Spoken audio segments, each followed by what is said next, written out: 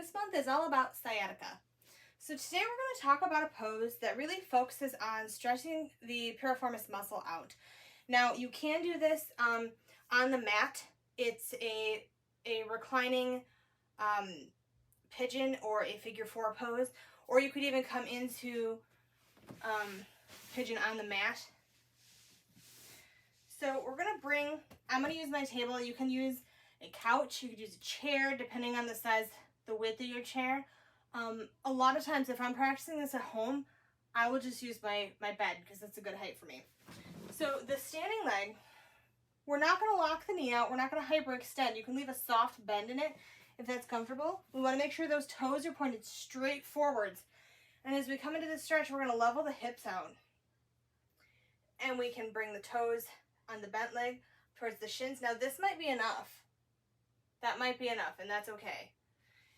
If you need to intensify the stretch, we're keeping the hips, so we're bending forward here like we would in a forward fold.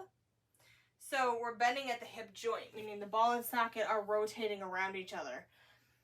You could put a bolster here and come onto the bolster if this is something that you wanted to hold for a little bit longer. So you can come here and keeping the hips level, because as I come into it, things try to pull and we don't want to irritate anything.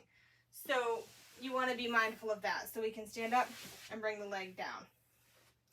Now, one of the reasons I chose to do this as a standing pose is because we want to make sure we are strengthening as well as stretching. So if we have something where the muscle's really tight, we want to make sure we are engaging in strengthening poses for other muscles.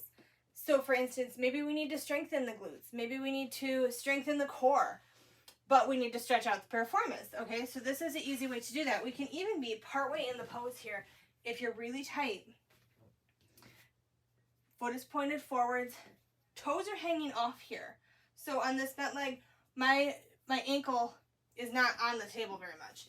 And so we can even bend the knee slightly and just sort of sink into it,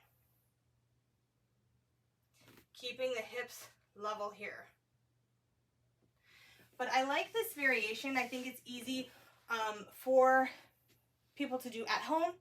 So it might be a good one to say, you know, if you have an individual session with somebody and they say, I need to practice these stretches or these poses often for this issue, this is when you can say, hey, this is really easy. You do it, you know, after you've warmed up. Maybe they do some internal and external hip rotation before they come into the pose, because you don't want them jumping out of bed and stretching, because we always want to make sure that we're warmed up and thoroughly have all of our muscles active to try to avoid injury.